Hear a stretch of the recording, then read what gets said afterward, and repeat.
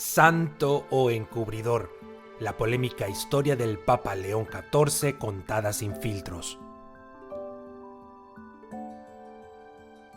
Un nuevo pontificado entre la esperanza y la sospecha. Imaginen por un momento el trono de San Pedro, el mismo que han ocupado mártires, reyes de sotana y reformadores sin miedo. Hoy ese trono lo ocupa un hombre nacido en Chicago, pero con alma peruana, el Papa León XIV. Robert Prevost, elegido como el Papa número 267 de la Iglesia Católica, es el primero de origen estadounidense, pero también el primero con un corazón profundamente latinoamericano. Su figura llegó envuelta en esperanza, pero no tardó en quedar rodeada de controversia. Hoy te contaremos quién es León XIV, cómo fue su meteórico ascenso y por qué su pontificado comenzó desde el primer día bajo una tormenta que amenaza con marcar su legado. De misionero en Perú a líder de 1.000 millones. Robert Prevost nació en Chicago en 1955, pero desde joven supo que su vida no estaría en los templos góticos del norte, sino en los caminos polvorientos del sur. En 1986 fue enviado como misionero a Trujillo, Perú, donde pasó más de una década al servicio de comunidades marginadas. En Perú no solo se ganó el cariño del pueblo, también se naturalizó, aprendió español con fluidez y se integró plenamente a la iglesia local. Fue párroco, formador, docente, administrador apostólico y finalmente obispo de Chiclayo. Durante años trabajó en silencio, alejado del Vaticano, hasta que el Papa Francisco lo llamó a Roma en 2023. Lo nombró prefecto del Dicasterio para los Obispos y presidente de la Pontificia Comisión para América Latina. Su perfil pastoral y su cercanía al Papa emérito lo colocaron como un heredero natural. Y así, tras el fallecimiento del Papa Francisco el 21 de abril del 2025, fue elegido en el cónclave como el nuevo pontífice. Su nombre papal, León XIV. Sus primeras palabras: unidos de la mano de Dios, avancemos juntos. El Papa latino de sangre norteamericana. En sus primeras apariciones, León XIV habló en italiano y español. Dedicó un saludo especial a su querida diócesis de Chiclayo. Muchos vieron en él una mezcla poderosa, la disciplina estadounidense con la calidez del clero latinoamericano.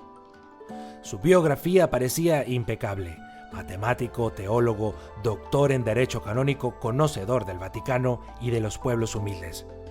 En su primer discurso dominical clamó por la paz en Ucrania, Gaza y los rincones del mundo olvidados por el poder. Sin embargo, ni siquiera habían pasado 3 horas desde su aparición en el balcón de San Pedro cuando llegó la primera tormenta. Acusaciones, dudas y una sombra desde el pasado. La organización SNAP, en sus siglas en inglés de la Red de Sobrevivientes de Abuso Sexual por Sacerdotes, emitió un comunicado explosivo acusando al nuevo Papa de encubrimiento de abusos sexuales durante su etapa como obispo y líder agustino en Perú. Según SNAP, en el año 2000, Prevost permitió que un sacerdote acusado de abusos residiera en un convento de Chicago cercano a una escuela católica, a pesar de las restricciones que pesaban sobre él desde 1991. Pero lo más grave, aseguran, ocurrió en Perú.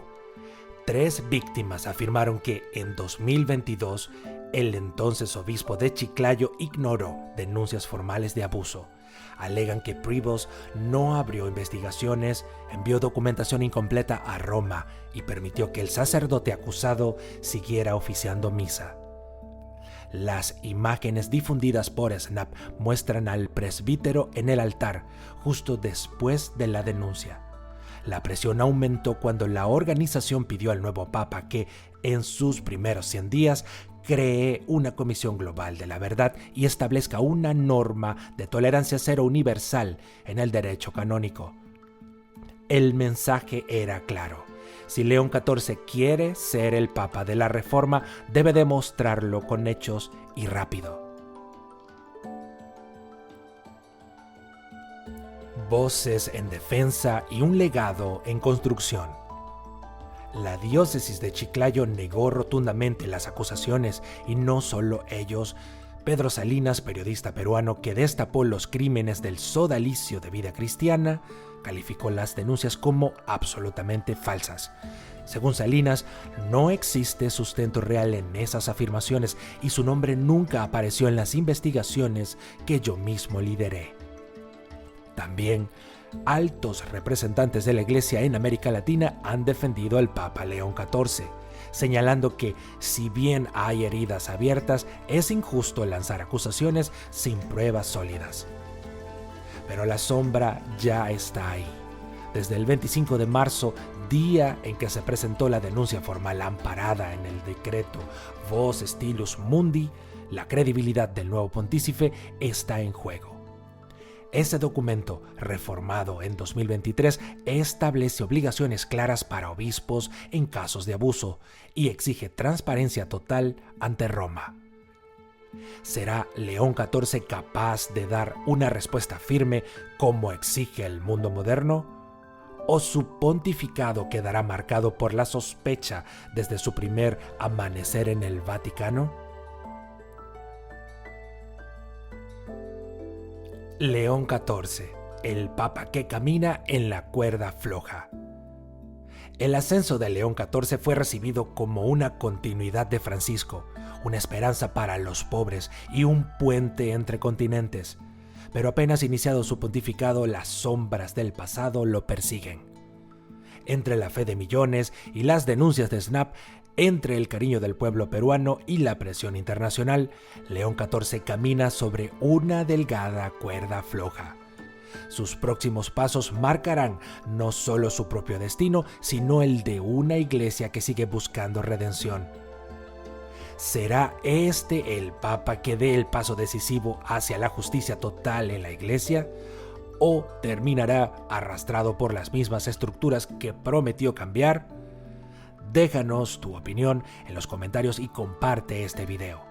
Y no olvides suscribirte a Vivir en Oración, donde seguimos explorando los misterios, desafíos y figuras que han marcado la historia viva de la Iglesia. Hasta el próximo episodio.